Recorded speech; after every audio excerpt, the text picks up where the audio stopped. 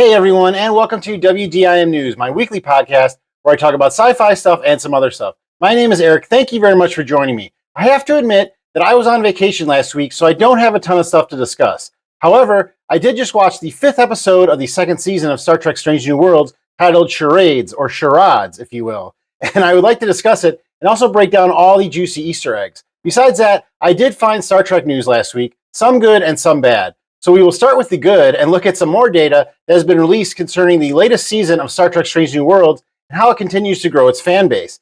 Then I will discuss the recent announcement of an actor's strike and how that and the still current writer's strike will affect future Star Trek projects, including conventions. But before I get into all that, I would like to first thank you for clicking on this video and ask that you hit that like button, as it really does help out a smaller channel like mine. Also, if you have not yet subscribed to the channel, now is a great time to do that, as I'm still trying to hit that 40,000 subscriber mark. All right, so first let's talk about that new episode of Star Trek Strange New Worlds titled Charades. Another good episode. I feel like my reviews of these episodes are kind of becoming repetitive, but in a way that's a good thing, because it seems like week in and week out, Star Trek Strange New Worlds proves why it's a good show. And the first thing that I always cling on to, no pun intended, is that it's able to show week in and week out how it can do a different kind of Star Trek episode. You know, we've had a lot of different kind of Star Trek episodes this season and last season. I've kind of talked about that, so I don't want to really repeat myself and say the same thing every week. But this episode, again, is a different type of episode. It's a different tone. It's one of the lighter episodes that we've had. I think we've had a few heavier episodes in a row, and this one was a little bit lighter. And I think this episode kind of accentuates how on this show, we're seeing a different Spock. And if you are a fan of the Lord of the Rings series and The Hobbit, you'll definitely be able to follow this analogy. If we're going to call Spock kind of the Gandalf of the Star Trek universe, in this series, we're seeing the Gandalf the Grey version of Spock.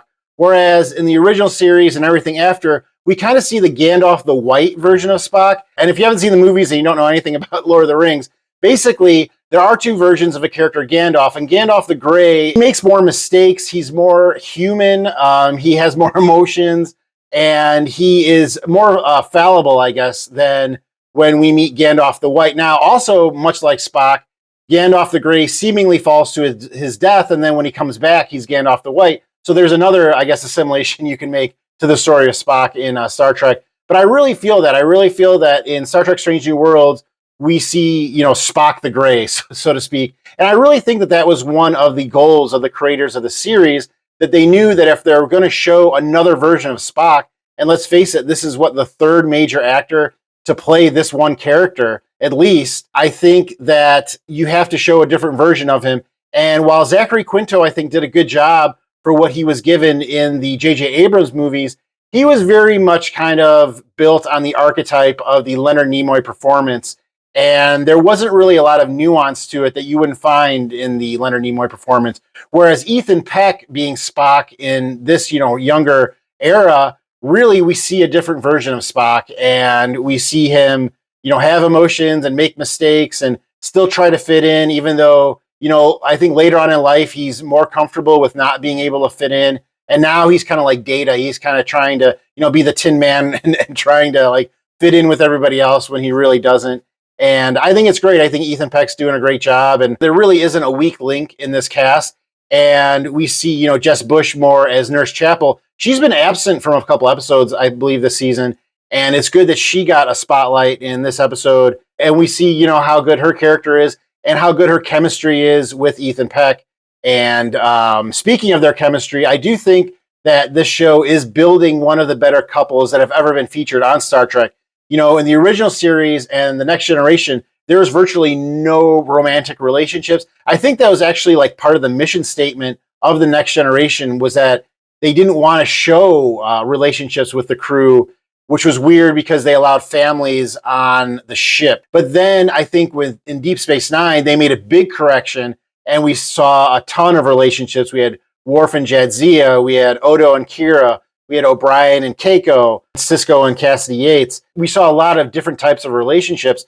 But why that's important, I think it's because it's relatable. I think that even if you're not a sci-fi fan and can relate to, you know, seeing a couple on a sci-fi show, and I think that that makes sense if you want to, you know, push Star Trek Strange New Worlds into the mainstream. You have to have some of these mainstream tenets to your storylines, and having relationships with characters is one.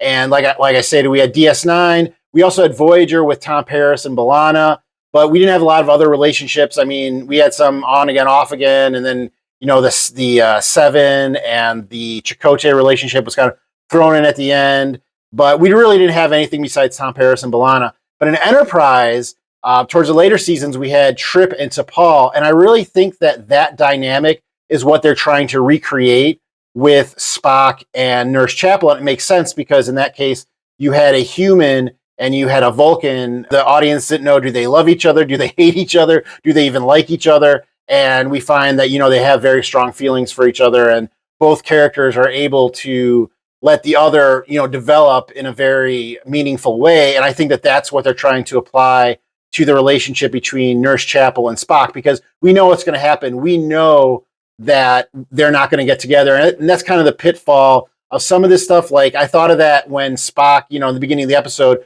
when Spock was turned into a human, we know he's not going to stay like that. So that's one of the things that you lose in this kind of episode when you use a character that's so well known and change them all of a sudden. The audience knows they're not going to stay like that. So that's a little bit of a letdown in stories like that. And another thing that I already kind of touched on was that bringing, a love story into a sci-fi show is very relatable. In this episode, we had the dreaded rehearsal dinner, and it was kind of a dash of Freaky Friday, with what was going on with Spock. These are plot lines that you don't need to be a sci-fi fan to enjoy. So it's a lot easier for a fan of Star Trek to bring other people, normals, quote unquote, into Star Trek Strange New Worlds and say, this is not just a good Star Trek show. This is a good sci-fi show. This is a good show. And this is why, because, your mother-in-law is just like this. I mean, everybody who's married probably has a mother-in-law that's very similar to the one that we saw in this episode with T'Pring's mother. And that's very relatable. And you've got to have stuff like that if you want, the normals to like your show. And with other series, like Discovery, I don't think they have enough of that. Even with Picard, I think you need to be a fan of The Next Generation to like that show. And that kind of hindered it a little bit, even into the third season. And with Strange New Worlds, I don't think you need to be a fan of Star Trek to like this series, because there are so many plot lines that are so relatable. And here we have another case.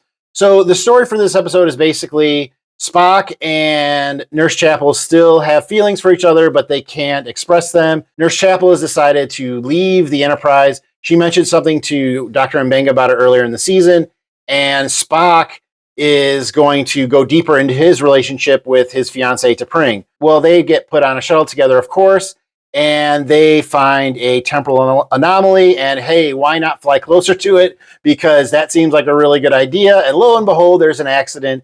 And when they're brought out of the accident, Nurse Chapel is fine, but Spock is turned into just a human. Now, a couple of things about this. For one, I thought that this was going to be like, oh no, is this going to be just one of those, this was just a dream episode? Like, the way that Spock woke up, it seemed like it was going to be all from Spock's point of view. And a lot of times those episodes are tricky, and you find out that, oh, this is just a test, or this is just a simulation or a dream. And I was like, oh no, are they going to do that in this episode? And thankfully they did not.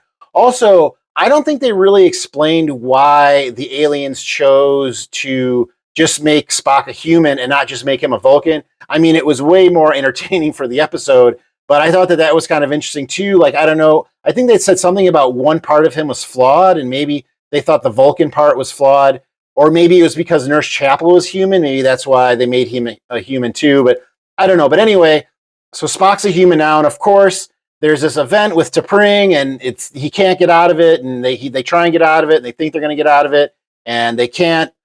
We did get the return of Spock's mother, which I love. I think Mia Kirshner does a great job as the character, probably my favorite Amanda Grayson of all. She's there to help Spock, and this is a time for him to connect with his human side, which is great. It's something that he struggled with all through his appearances in the original series and onward, and we didn't get a lot of that in that timeline. So it's great that we get to see it now in the series.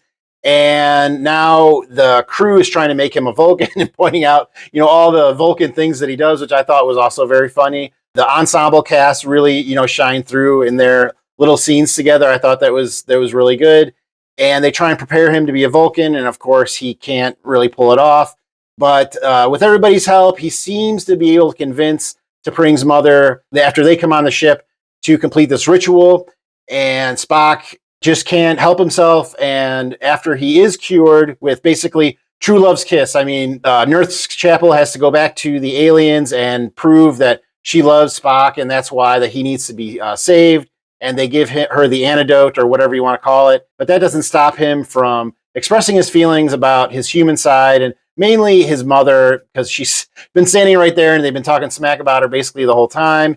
And not only does this make him and T'Pring pause their relationship, but now it shows Spock that he has feelings that are strong enough towards Nurse Chapel that he should pursue them. Again, this is another plot line that we know where it goes. We know that during the original series, Nurse Chapel still has feelings for Spock, but Spock's feelings for her are apparently not as strong, and they never do end up together. Again, another really good episode. I thought a standout performance from Ethan Peck as Spock, a standout performance as well from Jess Bush as Nurse Chapel. Hopefully, much like Melissa Navia as Erica Ortegas, they give Jess Bush more chances to do more things on the show. I also thought that Anson Mount really nailed it in his few scenes. I thought that like he was just like that cool uncle that is just trying to get everybody through it, like with food and booze. I think that most people have that like kind of family member in their family where they know that this is going to be a train wreck and they're just there to kind of contain the storm as much as possible and kind of get people hungry or get people full with good food or get people drunk with good drinks. And that's kind of what his part was. I thought that that was really good. And like I mentioned, a good performance by the ensemble cast when they're trying to prepare Spock. Another good episode, another solid episode. The series is really good. We're now at the halfway point for the series. And so far, so good. I don't know if I'm ready to say that I like it more than the first season. I know that we have some good episodes to come. Next week's episode looks really good. It looks like Kirk's going to be back for next week's episode. And then I think the episode after that will be the crossover with Lower Decks. So we could have two really big episodes coming up, which is probably why they threw this one in there as kind of, you know, the lighthearted jokester episode. So let me know what you think in the comments below. Did you like this episode of Strange New Worlds? Did you think that it was too silly and too funny and you more so want to go for the heavier episodes that are heavy on lore and stuff like that? I'm going to go in the Easter eggs and stuff because there is a lot of lore in this episode. Definitely ties to a lot of the future episodes on the original series. But let me know in the comments, what did you think of this episode of Strange New Worlds? So now let's talk about the Easter eggs that I found in this episode. This first one isn't really an Easter egg, but this episode really reminded me of the DS9 Klingon wedding episode, You Are Cordially Invited. In that episode, it was kind of the rehearsal dinner for Jadzia, Dax, and Worf. And Jadzia had to impress basically Worf's mother-in-law. Worf's Klingon mother, of course, died. So he was part of the Martok family. And so Jadzia Dax had to impress the matriarch of the Martok family. That's hard to say. And it was very similar. I thought it was a really strong episode for Terry Farrell as Jadzia Dax, trying to, do everything to impress the mother-in-law, similar to how Ethan Peck as Spock was trying to impress T'Pring's mother-in-law in this episode. There is a moment in the episode where Sam Kirk does the same pose as James Kirk did in the episode Turnabout Intruder, that one where he's got both his hands in front of himself and he's like scared. It's when Spock is yelling at Sam Kirk about being messy. The Kirkovian alien species, I thought, may be a reference to the missing colony from Roanoke. If you don't know anything about that, the establishment of the Roanoke colony was an attempt to found the first permanent English settlement in North America. The colony was first founded in 1585, but after only 5 years, when a ship visited the colony in 1590, the colonists had disappeared without explanation. The only thing they found at the site was the word Croatoan, which sounds a little bit like Kirkovian, and I believe they said the Kirkovians were a settlement that suddenly disappeared. So I think that this was possibly an allusion to that story. The accident that occurs that makes Spock only human, I thought was kind of a reverse of the Tuvix Voyager episode, in which a Vulcan, in that case Tuvok, was merged with another alien species, in that case a Talaxian, and they then had to separate them into two people. In this case, it was a Vulcan and a human that were basically separated, but we never saw the Vulcan part. We only had the human part. And then the human part was combined once again to be half Vulcan, half human. And nobody's talking about, how come they had to kill the human version of Spock? Like they talk about, justice for Tuvix. But really a similar thing happened here. Throughout the episode, Pike is wearing the famous green tunic that James Kirk wore many times. I think he even wore it in the Amok Time episode that had to do with Spock and T'Pring that I'm going to mention right now, actually. This is the 4th episode of Strange New Worlds with actress Gia Sandhu as T'Pring. And of course, T'Pring and Spock will eventually end their relationship in the TOS episode Amok Time, which all these episodes are basically a prequel to. While Nurse Chapel is getting quizzed by various members of the crew to prepare her for her interview with the Vulcan Science Academy, she is asked about Corby's 3 principles of archaeological medicine. This is a reference to the character Roger Corby that was first introduced in the TOS episode, What Little Girls Are Made Of. Now, this is really interesting because in that episode of the original series, we learned that this character was once engaged to Nurse Chapel. So that means that between this episode and that episode of the original series, Nurse Chapel is actually going to get engaged to this guy. Spock states that he is not still speaking with his father. This lines up with what Spock says in the TOS episode Journey to Babel, where Spock reveals that he has still not spoken to his father in many years. When Amanda Grayson comes on the Enterprise, Pike tells Amanda that Pelia is busy, and that is why she does not meet her. It was established earlier this season that Pelia and Amanda Grayson are friends, and that Amanda was one of the first people that Pelia told that she was a Lanthanite and not human. And also, I think I mentioned this before, but Mia Kirshner is reprising her role as Amanda Grayson from Star Trek Discovery. At one point in the episode, Ortegas tells the others on the shuttlecraft to hold on to your butts. This is a very famous line said during the movie Jurassic Park by Samuel L. Jackson. Spock mentions that humans have a distinct smell to Vulcans. This is something that T'Pol and other Vulcans mentioned during the series Star Trek Enterprise. T'Pring's mother talks about Spock's human heritage, and he stands up for his mother, just like he did in the Star Trek 2009 film, when at that point he was dropping out of the Vulcan Science Academy, which is also where Nurse Chapel was applying to for a fellowship in this episode. Those were all the Easter eggs that I found, but as always, let me know if I missed any in the comments below. All right, so now let's talk about the good news that I found from the world of Star Trek, and those are the Nielsen ratings for Star Trek Strange New Worlds. Now, last week I also talked about some other analytics, but these are from the Nielsen ratings, and if you know anything about the Nielsens, these go back decades and decades. I remember The Simpsons doing an episode about them a long time ago. But the Nielsen ratings are one of the barometers for how popular a show is. And we just received the Nielsen ratings for the week of June 12th through June 18th. And that was the debut of Star Trek Strange New Worlds. So that was the premiere episode of the 2nd season. And during that week, Star Trek Strange New Worlds was the number 7 most watched original series. Now, if you follow this podcast, you know that last week I revealed that another company, Parrot Analytics, said that during that same week, Star Trek Strange New Worlds was the number 6 most in-demand original series. So these both have to do with streaming. And I've mentioned also that it's very hard to get streaming data, but these two companies, Nielsen and Parrot Analytics, seem to be able to get it.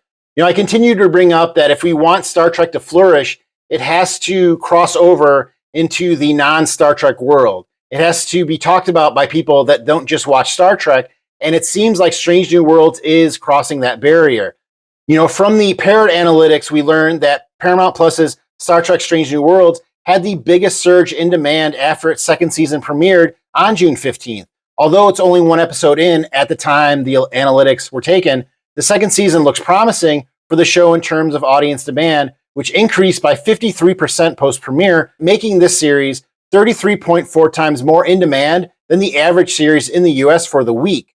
Parrot Analytics also found that the audience demand for Star Trek Strange New Worlds is 41 times the demand of the average TV series in the United States in the last 30 days. And it also said that only 0.2 of all shows in this market have this level of demand. The ratings have also been good for the series, and so far the 2nd season holds a 96% rating at Rotten Tomatoes, which is really good. So again, this is a lot of good data concerning Star Trek Strange New Worlds. I don't know if you guys really respond to data like I do. I love data. I'm an analyst as my real job. So I know that this data matters, and I love to see it. I'll continue to look for future episodes to see how they pan out. I feel like the time travel episode tomorrow, and tomorrow will also be a very high watch episode. But hopefully every episode breaks into these rankings and we continue to get more Star Trek Strange New Worlds.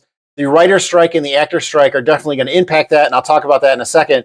But for now, I think that this is really good news. Not only is this the most popular, Star Trek show of the new Star Trek era, Star Trek Strange New Worlds may actually turn into the biggest Star Trek show ever created, more so than The Next Generation. So like I said, this is great data. We should be happy as Star Trek fans. Hopefully Paramount Plus is happy when they see this and they know that they need to pump more and more resources into Star Trek Strange New Worlds and keep doing what they're doing there. But let me know, what do you think of this data? Do you get happy when you hear stuff like this? Do you not care? Do you think this is all trivial? Let me know in the comments below. All right, so now we're going to talk about the bad news in regard to Star Trek, and that is the bad news that affects every Hollywood production right now, which is that on July 12th, the Hollywood actors went on strike. And this means that all Hollywood productions, basically all United States productions, have been shut down.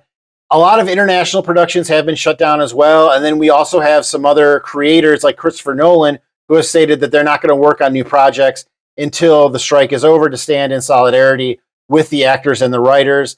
So this story is all over the place, but I got this from TrekMovie.com, and this is what they had to say.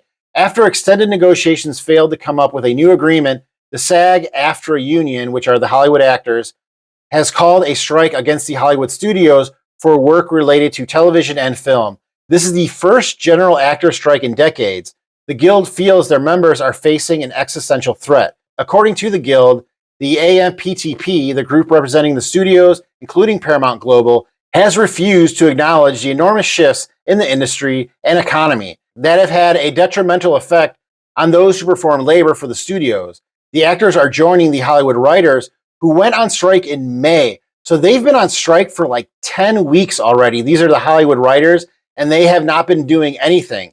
While they have some similar issues, the actors also have unique concerns over AI and likeness rights, pay minimums, and the costs of auditions. Since the WGA called for a strike in May, the AMPTP has not returned to the negotiating table. So in 10 weeks, no negotiating with the writers. That is not good.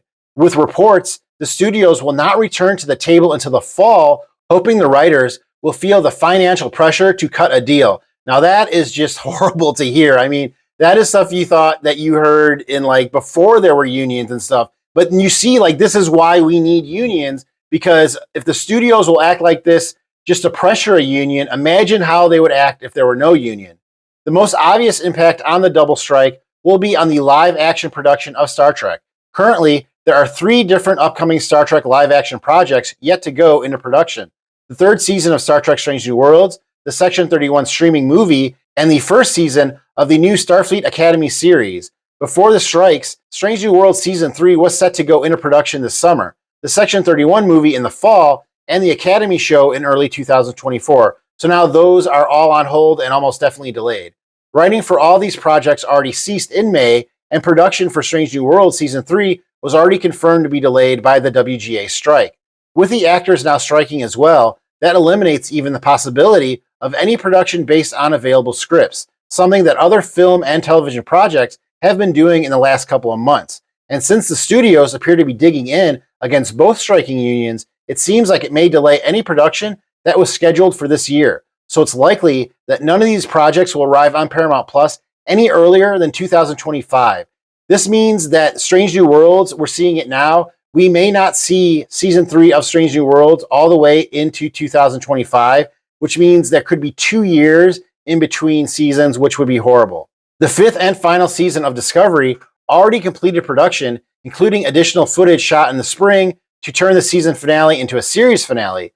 Paramount had already set early 2024 for the release, and they can probably still meet that date. However, the SAG strike disallows actors from doing ADR, additional voice recording, so any dialogue that needs fixing can't be done. As the SAG strike was a known risk, the producers may have already got as much ADR done as possible. And that's something I'm hearing a lot, that Hollywood was preparing for the strike, and studios actually purposefully backlogged tons of deliverable content to viewers because they knew that there would be a long strike, and they did this to basically force the unions to concede earlier than they would have liked to, because the public won't be so far in demand for new content because the studios will already have it ready. So the public won't even notice how much the strike is hurting Hollywood until weeks or maybe months after it happens. We already hear that they're not negotiating with the writers at all, and that's 10 weeks that they could have been at the negotiating table,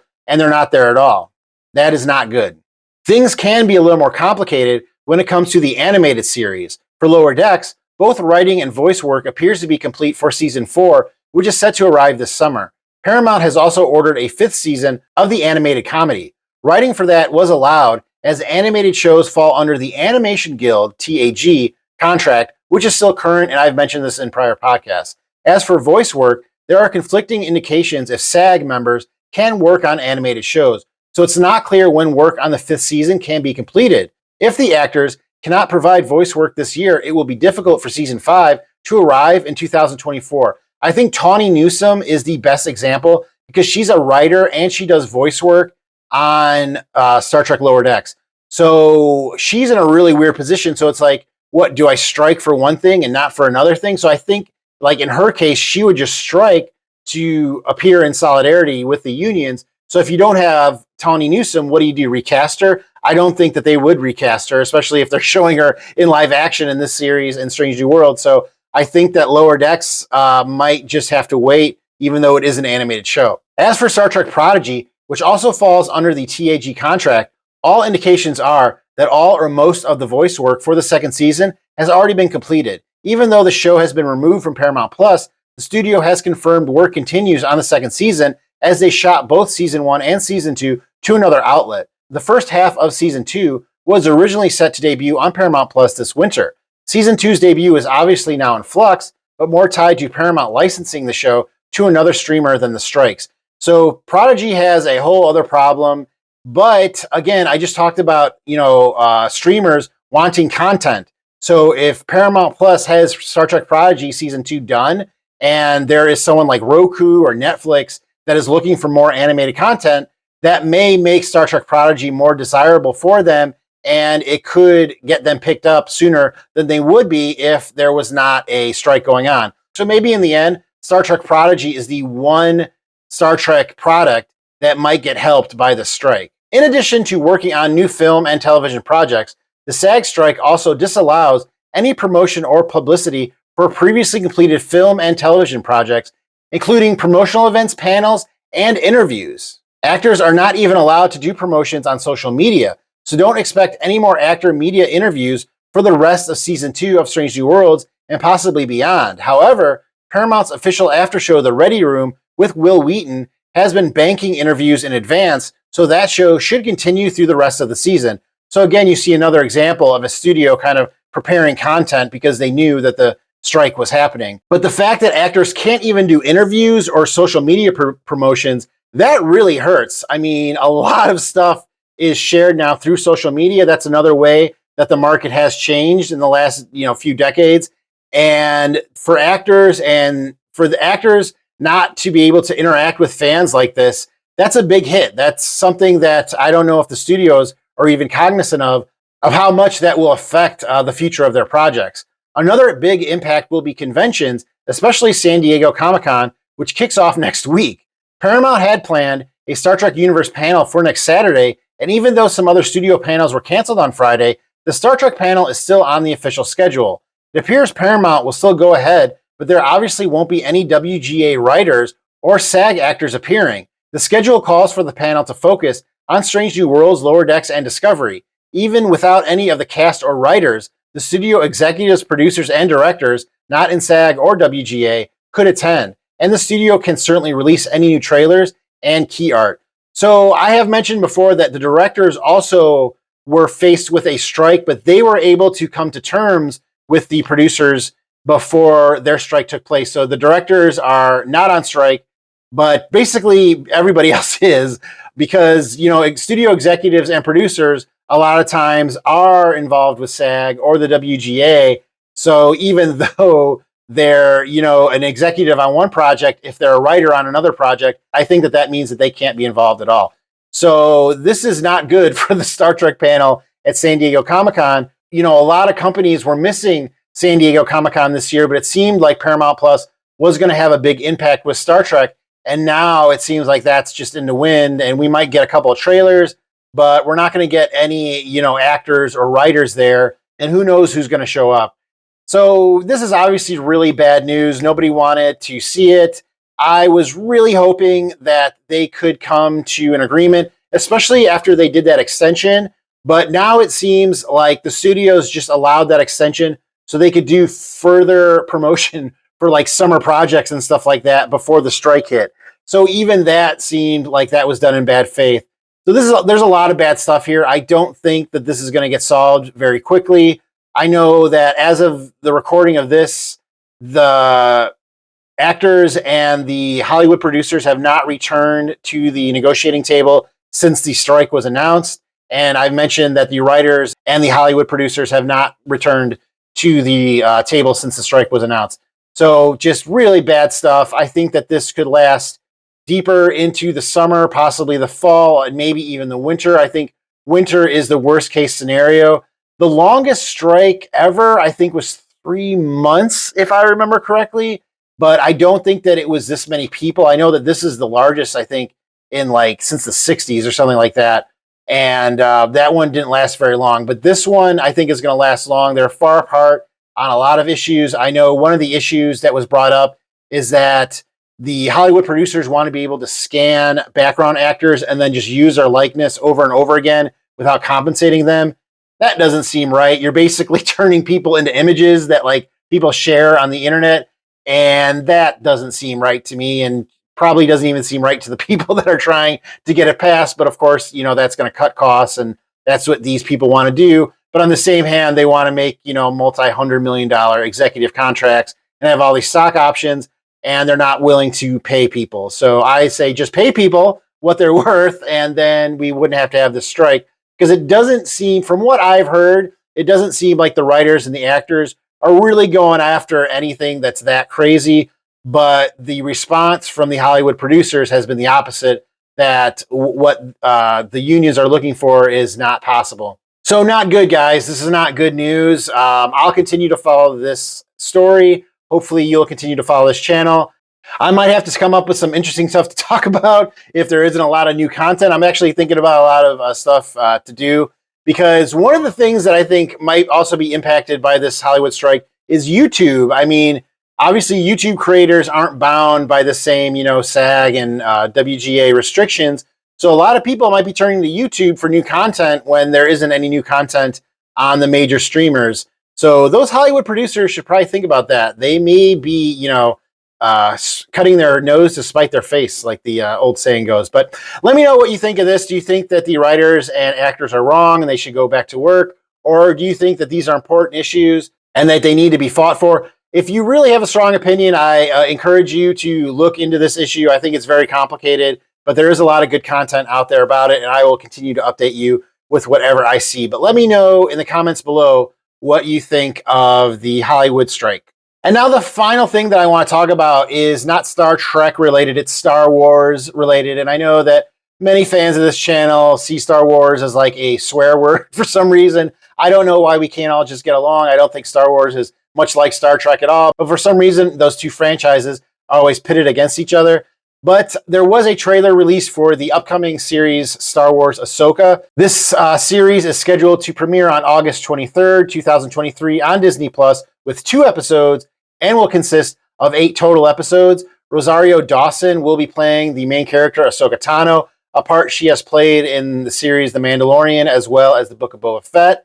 The character was first introduced on the series Clone Wars, and she was also on the series Rebels, both animated series. I think it's interesting that Star Wars is basically doing a live-action version of the animated series Rebels. That series only had 4 seasons, and it looks like this series, Ahsoka, is basically just going to be the 5th season of Rebels, but in live action form. I think that this is something that Star Trek can do in the future, and I think they're dabbling into that with 2 characters from Lower Decks appearing on Strange New Worlds this season.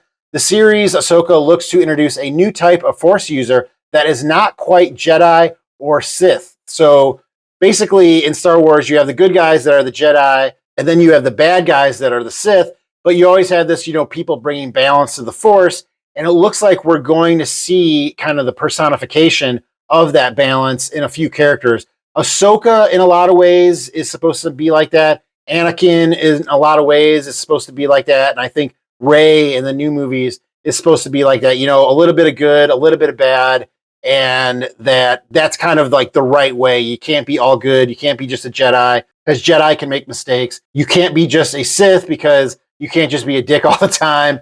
And I think that now we're seeing, with characters like Anakin and Ahsoka Tano, these kind of gray area characters. The actor Ray Stevenson will play a former Jedi that survived the Purge, similar to Ahsoka Tano. Ray Stevenson is a great actor who unfortunately passed away this year, and he is going to be a main character in the series, which is kind of sad because it seems like he's going to be a big character and probably get a lot of fanfare, and he's not going to be here to appreciate all that. He's been in a lot of things over the years. I remember him all the way from a movie called Arthur, or was it King Arthur? That's really good. I think that not a lot of people talk about it, but I've always been a big fan of that, and he plays a character in that's really great. Also appearing in this series is Hayden Christensen as Anakin Skywalker. He reprised the role of Anakin in the Obi-Wan Kenobi series, and of course, he played the character in 2 of the prequel films. The series Ahsoka is set 14 years after the fall of both the Galactic Republic and the Jedi Order and the rise of the Galactic Empire. So this is 14 years after the prequel films. A motley crew of rebels called the Spectra Unit aboard a light freighter called the Ghost begin to conduct covert operations against Imperial forces on and around the planet Lothal and other planets that are menaced by the Empire. A big part of the series will be the villainous character Thrawn, who was first introduced in the books concerning Star Wars, and then he made his appearance in the animated series, and now he will be making his live action debut in this series, and he's voiced by the same actor who voiced him in the animated series.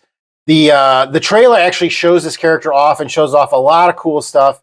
I am a huge fan of this storyline, and I'm very much looking forward to the series. I think Rosario Dawson does a pretty good job as Ahsoka Tano, but I feel like she may not be the most interesting character in her own series. A lot of the characters in Rebels were really cool, and now that we're seeing them in live action form, I think that we're going to learn more about them. Like, one of them is a Mandalorian who's also like kind of a Jedi too. So it's really, there's a lot of depth here in these characters, and I think that it could be really cool. I just mentioned that Ray Stevenson is a great actor, and him playing this gray kind of whatever they're called. I don't know. I don't think they've revealed what his character is, and he has a Padawan, but he mentions specifically in the trailer that they are not Jedi, but I don't think that they're Sith either, because their cloaks are black and gray, and the color of the cloaks in Star Wars is very, very important.